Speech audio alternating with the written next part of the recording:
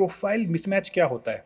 C profile mismatch majorly, so for example एक candidate है, वो किसी और इंडस्ट्री से बिलोंग करता है और वो किसी और डिपार्टमेंट के लिए इंटरव्यू देने गया हुआ है, वहाँ पे प्रोफाइल मिसमैच होती है।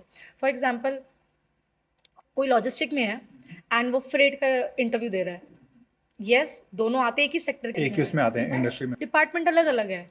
लॉजिस्टिक ये तो आपने फिर भी काफ़ी क्लोज बोल दिया। कोई बंदा सपोज़ टेलीकॉम से है और वो बैंकिंग में हाँ आते हैं।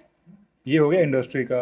अगर हम डिपार्टमेंट की बात करें, कोई ऑपरेशंस का है वो सेल्स में, सेल्स में आ रहा है। तो ये एक हो गया प्रोफाइल मिसमैच। बट ऐसा होता है कि मतलब उनको हायर ही नहीं करते हैं, हायर कर सकते हैं? दो केस है। अगर आपका क्वालिफिकेशन दोनों डिपार्टमेंट का सिमिलर है, कहीं ना कहीं इनिशियली स्किल्स कहीं ना कहीं मैच कर रहे हैं, ले लेते हैं। फॉर एग्जांपल कोई टेली सेल्स इनसाइड में था और वो कह रहा है कि मैं फील्ड सेल्स में आना चाहता हूँ, ले लेंगे। अगर उनको पता है कि ट्रेनिंग होने से मैनेज हो सकता है and eager eager to do.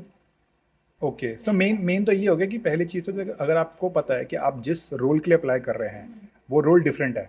अभी आप सपोज मार्केटिंग में हैं, आप एचआर में जा रहे हैं, आप फाइनेंस में जा रहे हैं, जो भी जा रहे हैं, तो मेरे हिसाब से तो आई थिंक ये होना चाहिए कि उस जो कैंडिडेट है उसको अपना सीवी थोड़ा सा मॉडिफाई करना चाहिए, थोड़ा सा उसमें लगना चाहिए कि उसने सेल्स भी या फिर मार्केटिंग भी या फिर वो पर्टिकुलर जो भी जॉब रोल है उसके रिलेटेड कुछ ना कुछ काम कर रखा है।